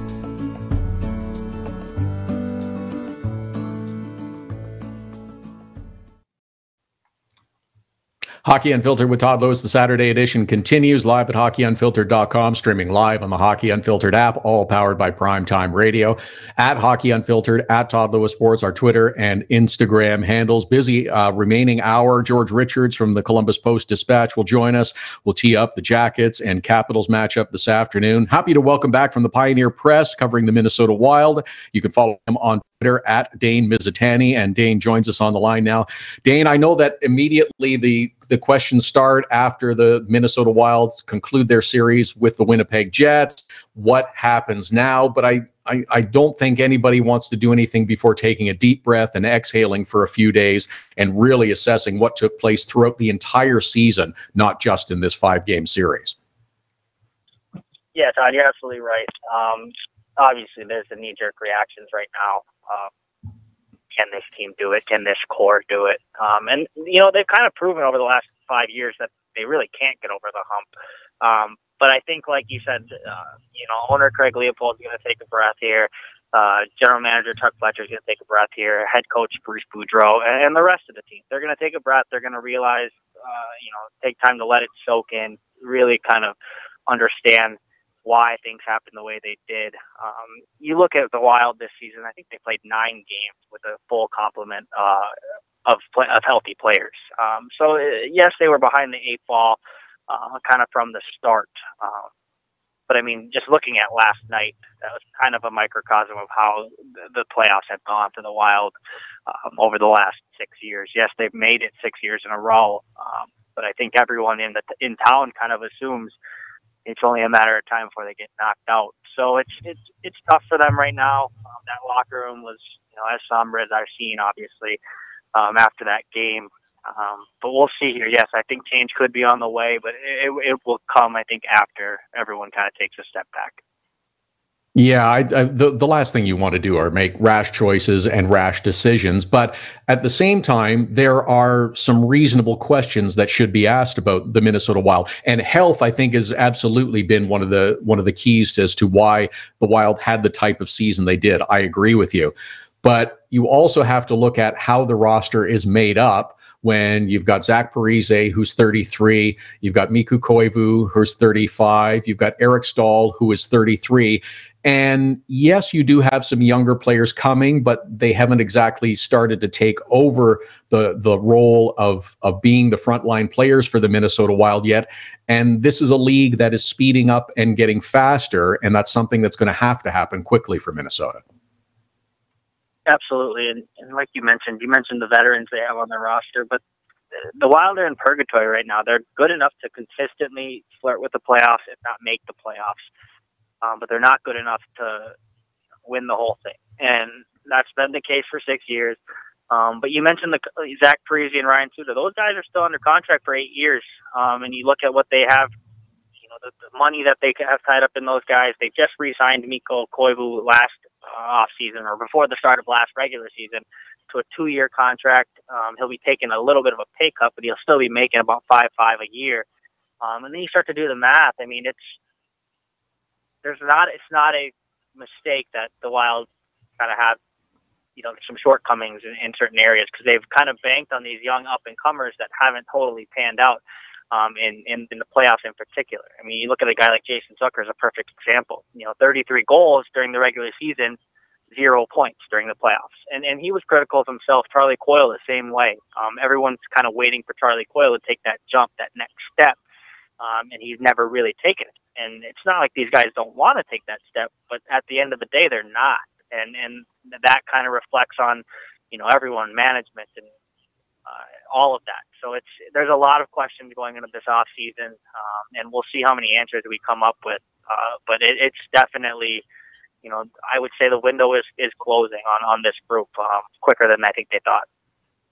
That's an interesting way of looking at it with names like Jason Zucker and Charlie Coyle, because they're players that you would think should be in their prime right now based on their age and the expectation for both of them. But you're right, there's something lacking. And maybe that's where the change comes from, as opposed to dealing younger players for more experienced players or trying to convince one of the veterans to waive their no move clause to change situations.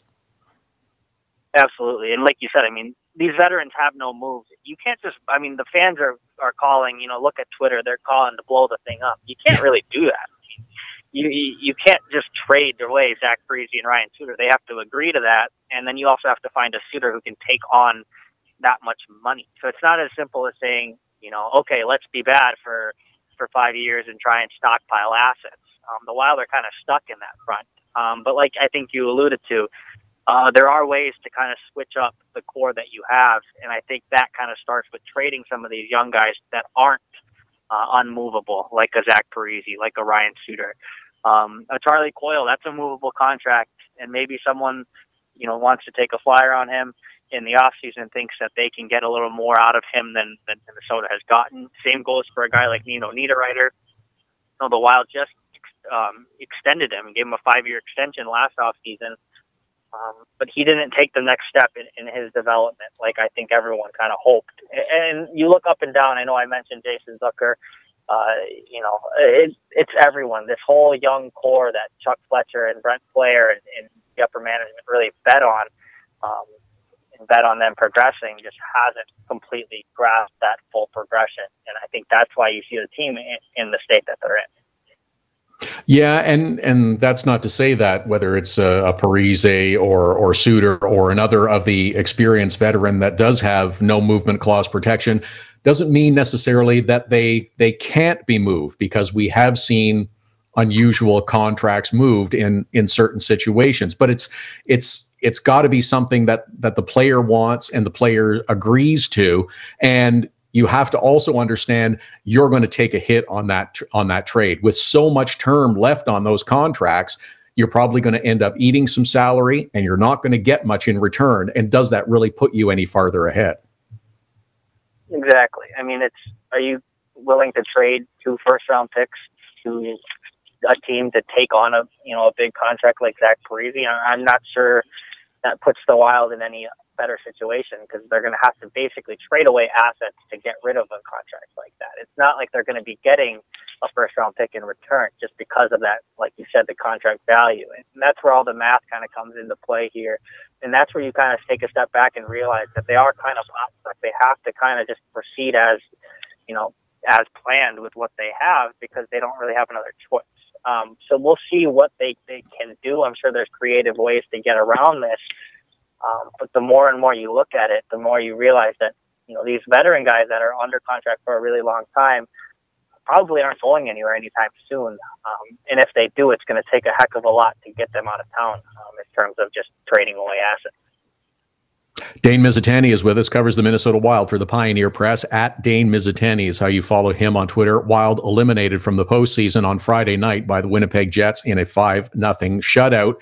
The other thing that you have to bank on, I think, with Minnesota is that there will not be the same type of devastation by injury next season. Every team suffers injuries, but the Minnesota Wild were absolutely hammered right from the start of the season all the way through the postseason. Absolutely. And I think, Chuck Fletcher is in the final year of his contract. He managed this entire season knowing that he was kind of a lame duck general manager with no contract waiting for him on the other end. But that might be his saving grace. He might be able to go into his exit meetings and say, look, we scored 100 points again, and look at, 9 games, we had a full roster. Zach Parise, like you said, he had back surgery right from the jump. That put them behind the 8 ball. Then Charlie Coyle, Nino Niederreiter, they suffered lower body injuries, and they weren't the same after that all season long, and that plagued them definitely into the playoffs, I would even say. Then a guy like Jared Spurgeon just randomly partially tears his hamstring on a really weird, funky play. He's one of the best skaters on the team, and he just loses his edge and goes into the boards. The thing about these injuries is they're fluky injuries. I mean, look at the Ryan Suter injury. It's an innocuous play along the backboard, and he breaks a bone in his foot that no hockey player has ever broken. I mean, it's just crazy the amount of injuries that these guys have sustained. So the fact they finished 3rd in the Central Division, maybe that, Chuck Fletcher can sell enough hope that just give me a full team, give me a healthy team, and we'll run it back and see what we can do. But then, on the other side of the coin, you look at the last 6 seasons, and yes, they're making the playoffs, but they've only been to the second round twice in that span. So, if they were fully healthy, would they have even beaten the Jets? I mean, it's hard to say. It's a what-if game, and, it's just a rough kind of goal for this team. Obviously, they'd like to have seen themselves at full strength, but I think kind of the writing's on the wall with this core that it might be time for a change.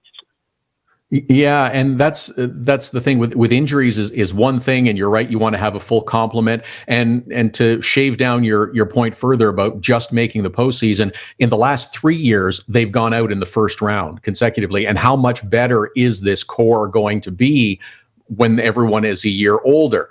The other question is, with this group of players essentially unchanged, can they play a style of game that's going to be successful in the National Hockey League that seems to be getting faster as we move forward? Yeah, and I don't know if they can. Like you said, it's a lot of their main contributors are getting up there in age, and as great as Eric Stahl was this year, he's not going to score 42 goals again next year. You know, Mikko Koivu is in the decline of his career. I mean, he was great defensively this season, but he's not even a guy who's going to get you 20 goals like he did in his prime. Zach Parise, he looked really, really good towards the end of the season. That's why that injury to his broken sternum was so unfortunate. But you kind of look at that contract and his age and say, how many more years does he have at a high level? Same goes for Ryan Suter. Yes, these guys are old, and like you mentioned, the league is getting so much faster. And the Wild kind of pride themselves on being a fleet-footed team, but it seems kind of in a way where the league was getting small. It's changed from being small and fast to almost being big and fast now, and I think the Winnipeg Jets are a perfect example of that. You kind of have to be both, and the Wild are kind of a small, fast team who's getting up there in age, but when it comes in the playoffs, they seem to be kind of bullied around. You just look at what Dustin Bufflin was able to do with some of these guys, some of the hits he laid, and I think the Wild kind of played nervous after that. So it's a combination of everything. But yeah, I mean, it's definitely reasonable to question the score right now. Yeah, and if you can't beat Winnipeg and you can't beat Nashville, then you can't look beyond that. And those are the two best teams in that Central Division right now. Dane Mizutani of the Pioneer Press covering the Minnesota Wild, at Dane Mizutani to follow him on Twitter. Great stuff, Dane. Always appreciate the time, and hopefully we'll do this again soon. Yep, thanks, Todd. Anytime. Thanks, Dane Mizutani. That maybe it becomes that simple a question for the Minnesota Wild. Can this group, as constructed, everybody back at full health, but with a Zach Parise who's well into his 30s, Mikko Koivu who's further into his 30s, Ryan Suter who plays half the game but also well into his 30s and has 8 more years left on his contract. Is this the recipe for success to beat teams like Nashville, like Winnipeg, to even make it out of your division? It's great to say, yeah, we made the playoffs again for the 6th, 7th, 8th year in a row, whatever. But if you have no hope of playing more than 4 or 5 games in the first round, maybe you have to look beyond and do something a little different. At Hockey Unfiltered, at Todd Lewis Sports, Twitter and Instagram handles. Last call for the HU Dog of the Day nominations. Hashtag HU Dog of the Day. Send us a photo of your dog. We pick a Dog of the Day every Saturday. Choose a winner. We'll put the photo up on our website, up on our Facebook page. We like to honor and recognize great dogs. Include your name and the dog's name. We'll talk Columbus Blue Jackets and Washington Capitals with George Richards of the Columbus Post-Dispatch right after the break. Hockey Unfiltered with Todd Lewis sends you to the biggest events at the best prices. This year, we've partnered with Seat Giant to give you special deals on tickets to NHL games, concerts, or other events. Simply go to SeatGiant.com, find the tickets you want. When you check out, use the promo code TODD for a special discount. That's promo code TODD for a special discount. Start saving with SeatGiant.com on your next purchase. Get your business started getting more leads. 1-844-SEO-LEAD. The number to call if you want more online leads for your business is 1-844-SEO-LEAD. Search engine optimization can be the difference between success and failure. It's no coincidence which businesses are listed first in Google searches. Call 1-844-SEO-LEAD. Now it's even easier to nominate your dog as the Hockey Unfiltered Dog of the Day. We do it every Saturday. Send us a photo on Twitter or now on Instagram with the hashtag HU Dog of the Day. We choose a winner every Saturday. That's simple. Now on Instagram or Twitter, send us the photo using the hashtag HU Dog of the Day, and your dog could be the one added to our gallery on the website and Facebook page. It's the Hockey Unfiltered Dog of the Day every Saturday. Cutting-edge design for manufacturing. Nova Product Design. Industrial design. Mechanical engineering and design. Nova Product Design provides experienced design for parts and assemblies, manufacturing, assembly, and serviceability. From plastic parts to sheet metal forming, mold and tool design, injection molding, and more. Nova Product Design. Visit novaproductdesign.com to learn more. So you had to get groceries, take your daughter to dance class, and a pipe burst in the kitchen. You missed Hockey Unfiltered with Todd Lewis. No problem. All of our shows are available as a podcast right after the show airs, so you can listen when life gets in the way of hearing us live. Subscribe through iTunes and get alerts as soon as the podcast is available, or go to our website, hockeyunfiltered.com, and listen. Plus, check out the other cool stuff, the Hockey Unfiltered with Todd Lewis podcast. Subscribe now through iTunes.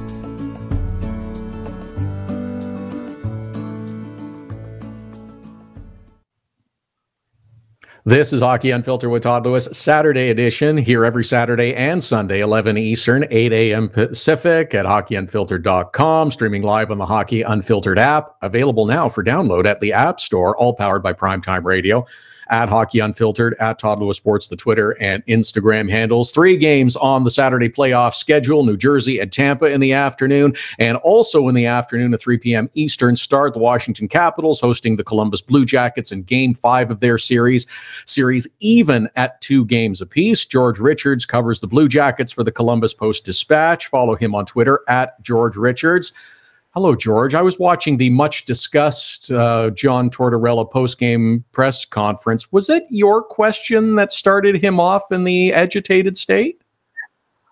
No, I think he was just done. I think he had given all the answers that he felt like that were going to be useful. I didn't have a problem with, and I kind of saw it coming. He was done. I mean, he had just, like he said, they sucked, and there wasn't a whole lot of explanation left. I mean, we were trying to get some specifics of that suckitude, but he wasn't offering. And luckily, we'd already been in the locker room and talked to a bunch of players, so we got their take on it. Yeah, and there really isn't much more explanation needed. After we sucked, we laid an egg. Everything was deficient, and I think that will actually help the Blue Jackets move past it, flush it, as some coaches like to say, and focus on game number 5 today. Yeah, he wasn't going to tear down his guys. He wasn't going to single out guys, and it would have been hard to single out. I mean, it would have been harder just to single out the guys who played well in that game. I mean, it was only 4-1. It looked a lot worse than that. I mean, they were down 3-0 early in the third period, and it may as well have been 8-0. I mean, just the way that they were playing, and if Sergei Bobrovsky wasn't in net, it may have been 8-0 at that point. So it was just as one of the players said yesterday, it was a stinker. They know it was, and that happens. I mean, it's not life or death. It's one game in a 7-game series. All the guys had, they said, listen, if you told us we'd be up 2-2 in this series going back to Washington for game 5, every single one of them would have taken it.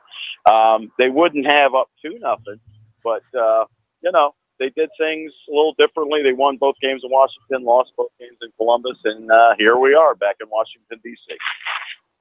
Yeah, it's a weird one. I can't remember the last series where the first 4 games went through that the visiting team won each game.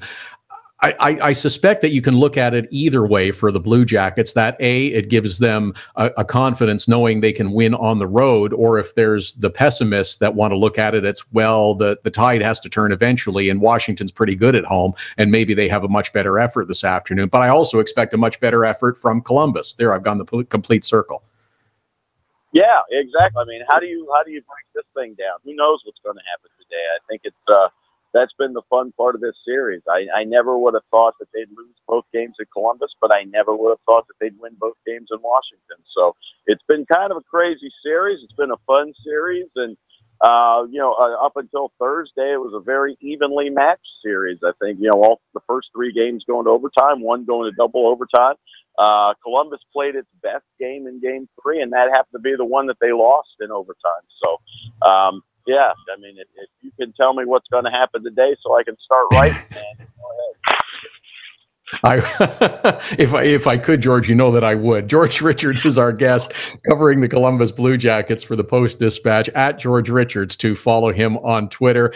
It's game 5 between the Blue Jackets and the Washington Capitals starting this afternoon. I think in a game like this, you can look at players who have some experience. The Blue Jackets brought in a few of those players at the trade deadline, and in particular, a player like Ian Cole, as I'm thinking of on defense, that his experience, his knowledge, his knowing how to win difficult games, as this one probably will be, can go a long way for Columbus.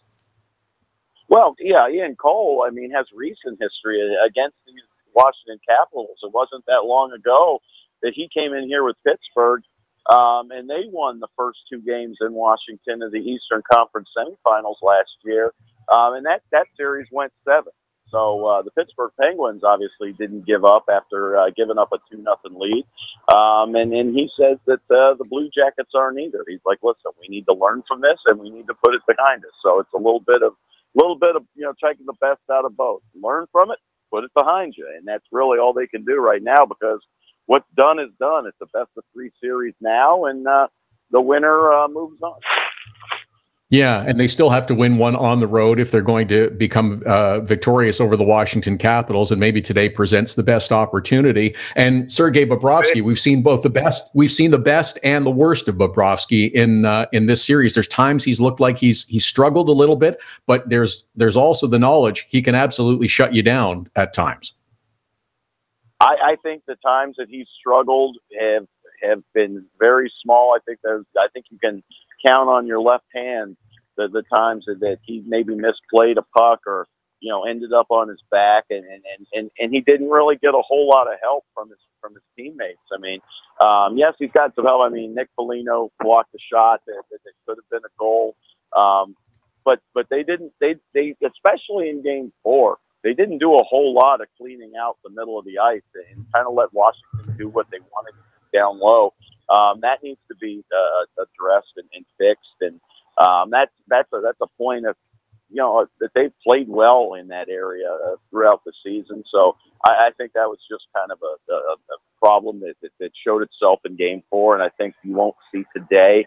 I'm sure it's something they addressed, and you've got to help Bob, because this is a very highly skilled Washington Capitals team that can score from all ends of the ice. They can score 5-on-5. You know what their power play's like. Columbus has given up at least one power play goal in all 4 games. I mean, they need to really shore up that penalty kill and make that a non-factor. They need to play more disciplined, stay out of the box, because if you give Washington the opportunity that they have 5-on-4 or worse, which they've had in this series, they're going to make you pay for it. And you're right, and it's funny because the Columbus Blue Jackets, when you think of them, they are responsible defensively. That's something that John Tortorella talks about and insists upon from his players, whether that's forwards or defensemen. And yet the penalty kill at times has struggled throughout this season, and it's something that's been maybe exposed a little bit during this series by the Capitals. Yeah, maybe a little bit. I think they're still very strong defensively. I think that John Tortorella is really laying heavily on his top 4 defensemen. I think you see Seth Jones and Zach Werenski logging a ton of minutes. We're very early in the series, but with all the overtime and stuff, these guys have logged quite a few minutes. I think Washington has done a very good job of adjusting on the fly.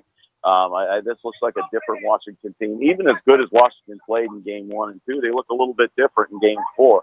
So the Capitals, Barry Trotz has done a nice job adjusting to what the Columbus Blue Jackets have done. Yeah, now it's John Tortorella and then the Blue Jackets' turn to try and adjust it to what they're doing. I know the coach doesn't necessarily post the lineup a day in advance, but have you noticed any indications of what kind of line combinations we might see from Columbus today? Yeah, he definitely blended them up in Game 4 in an act of desperation, and I think he may go back. He may keep some of the stuff, but to go back to what they're doing. The first line's going to stay the same. It looks like Alexander Wennberg's going to be back in there. He practiced yesterday, went through a full practice. Torts had him alternating on the 4th line. I think that was just for us writers, so we would say, well, it doesn't look like Wennberg's playing, but I think he goes back to center that 2nd line with Thomas Vanek and Boone Jenner. Does that mean that Sonny Milano will come out? He hasn't played that much in the last couple of games. I would say, yeah, I would think Sonny goes out. Sonny was scratched in Game 1. He came back in Game 2 after Wennberg was out. I don't think that Columbus wants to lose a center. I think they can move some things around, move Dubinsky to wing, keep Letestu at center, and find a good spot for Wennberg and put him back together with Boone Jenner and Thomas Vanek, a line that really clicked the last couple of weeks of the season. Scored Columbus's first goal of this series before Wennberg got knocked out. So, I would be surprised if those 3 were not together.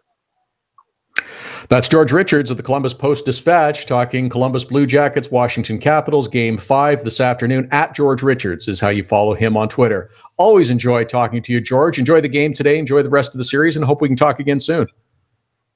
All right, Todd. Thanks, bud. George Richards with the latest on the Blue Jackets. I don't know how to call this one. I'm not sure where it goes. You would think, okay, we're back in Washington. Caps aren't likely to lose 3 straight playoff games on home ice, are they? Braden Holtby's back in. Braden Holtby looks like the Braden Holtby we expected. Andrei Burakovsky's out of the lineup, though. He's going to miss the rest of the series because of an injury. Had to have a little surgical procedure. I don't know. It's a bit of a coin flip on this one.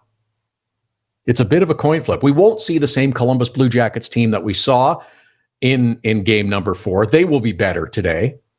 I don't know. I'm as anxious and curious as anyone is to see what happens with this. If I'm leaning one way or the other, I'm leaning Washington because they're back on home ice. That would just seem to make sense. At Hockey Unfiltered, at Todd Lewis Sports, the Twitter and Instagram handles.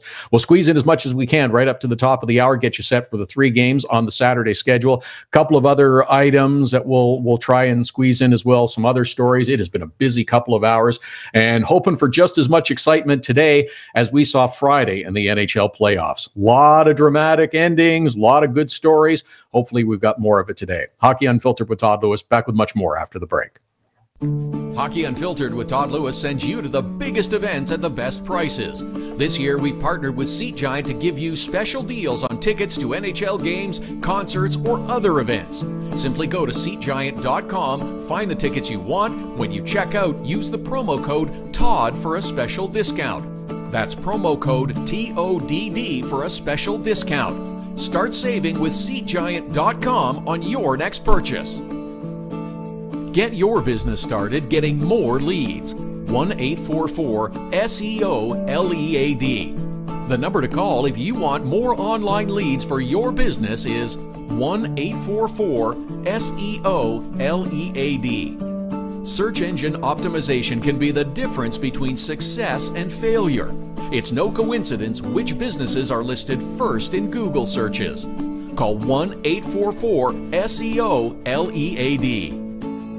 Now it's even easier to nominate your dog as the Hockey Unfiltered Dog of the Day. We do it every Saturday. Send us a photo on Twitter or now on Instagram with the hashtag HU Dog of the Day. We choose a winner every Saturday. That's simple. Now on Instagram or Twitter, send us the photo using the hashtag HU Dog of the Day, and your dog could be the one added to our gallery on the website and Facebook page. It's the Hockey Unfiltered Dog of the Day every Saturday. Cutting-edge design for manufacturing. Nova Product Design. Industrial design. Mechanical engineering and design.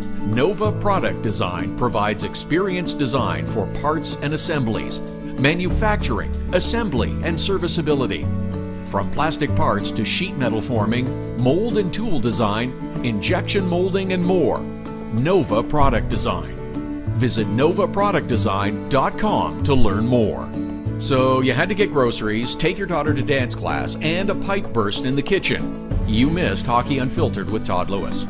No problem. All of our shows are available as a podcast right after the show airs, so you can listen when life gets in the way of hearing us live. Subscribe through iTunes and get alerts as soon as the podcast is available, or go to our website, hockeyunfiltered.com, and listen. Plus, check out the other cool stuff. The Hockey Unfiltered with Todd Lewis podcast. Subscribe now through iTunes.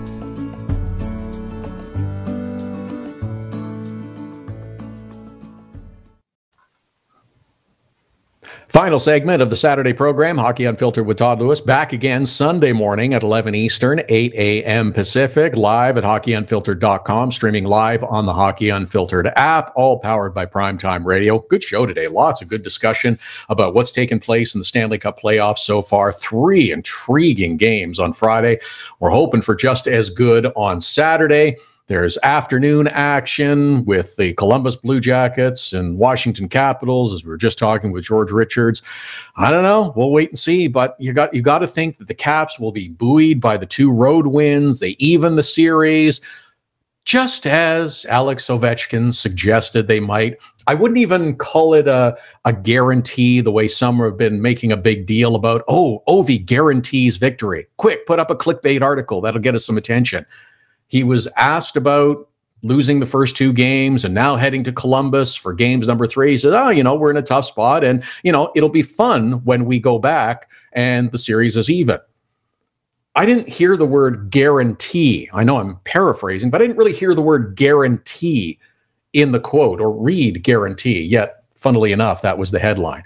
And what would you expect from a captain of his team or in fact any player, but then to suggest, yes, we're going to go in, we're going to win, and we're going to come back to our house and be even. Do you realistically expect the players to say, well, we're not going to win. This is it for us. It's only a matter of time before we're defeated.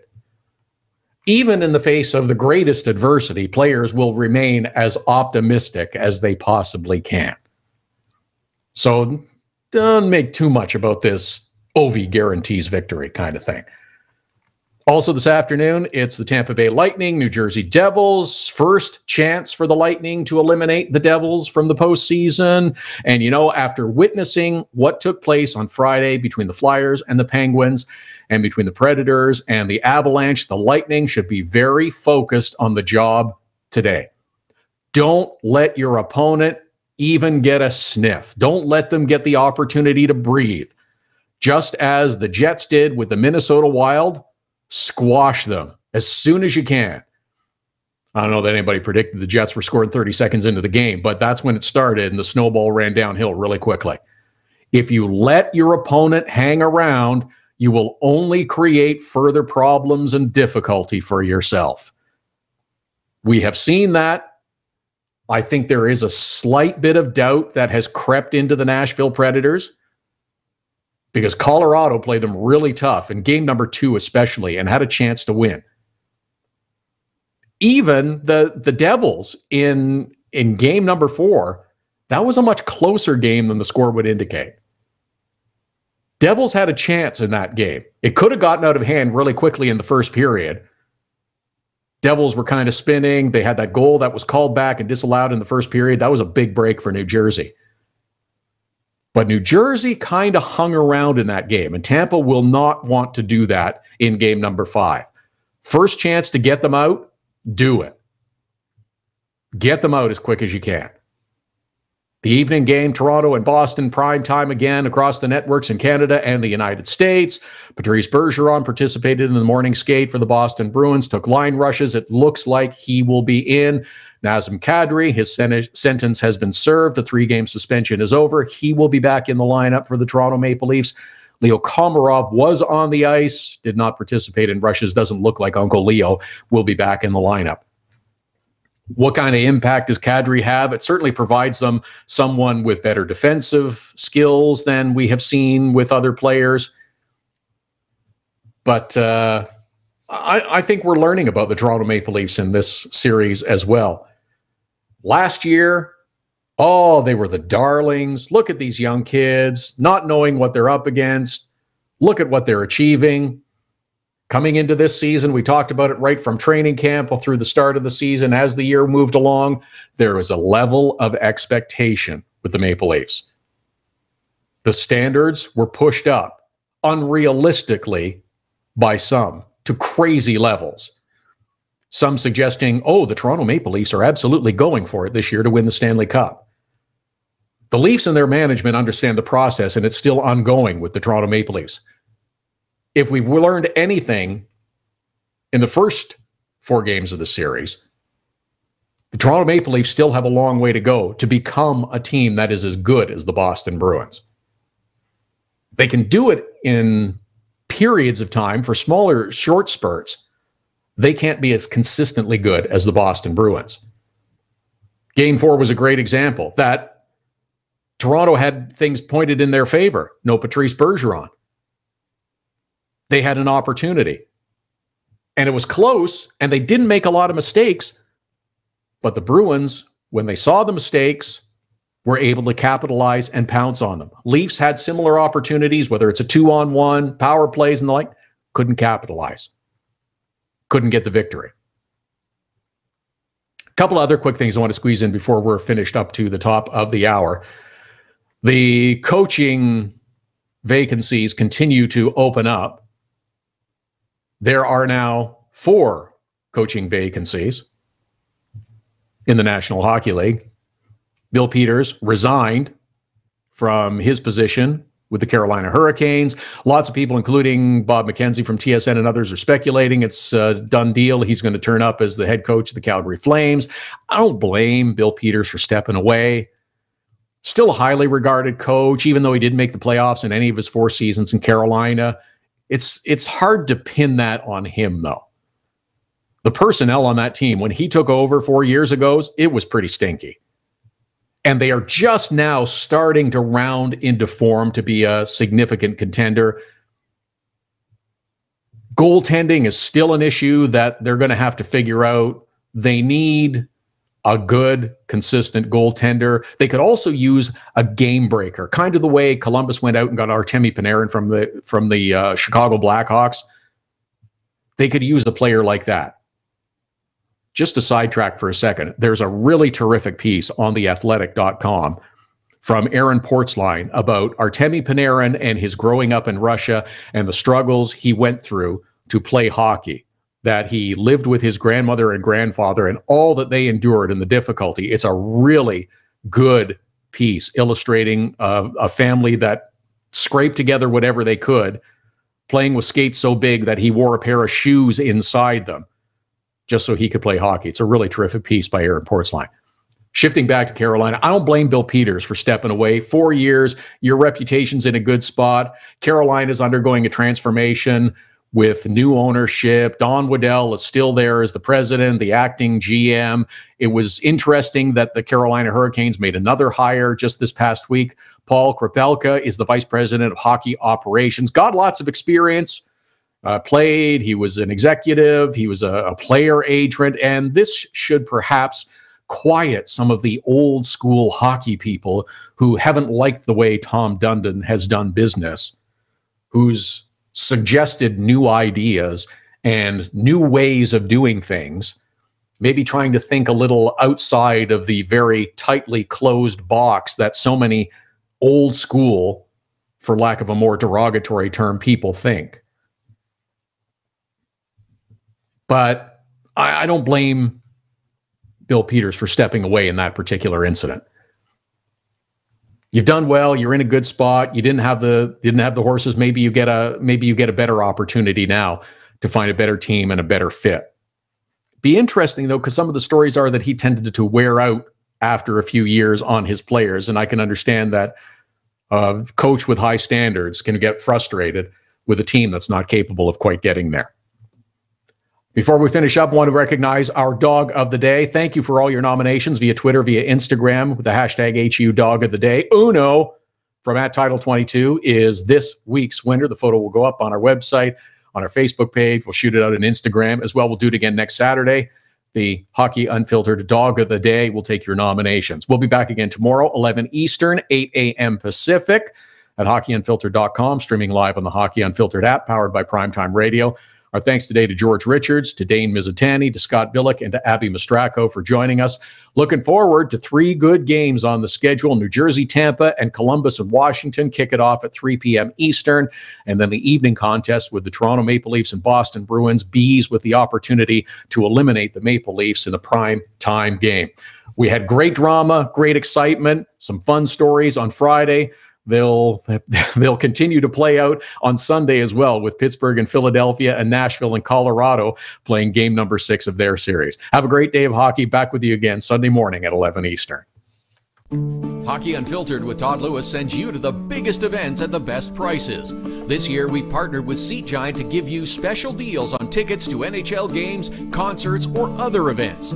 Simply go to SeatGiant.com, find the tickets you want. When you check out, use the promo code TODD for a special discount. That's promo code TODD for a special discount. Start saving with SeatGiant.com on your next purchase.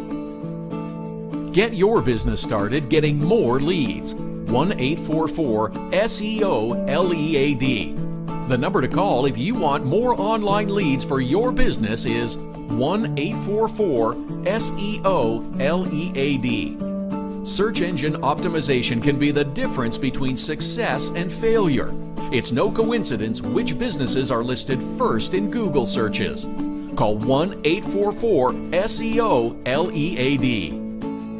Now it's even easier to nominate your dog as the Hockey Unfiltered Dog of the Day. We do it every Saturday. Send us a photo on Twitter or now on Instagram with the hashtag HU Dog of the Day. We choose a winner every Saturday. That's simple.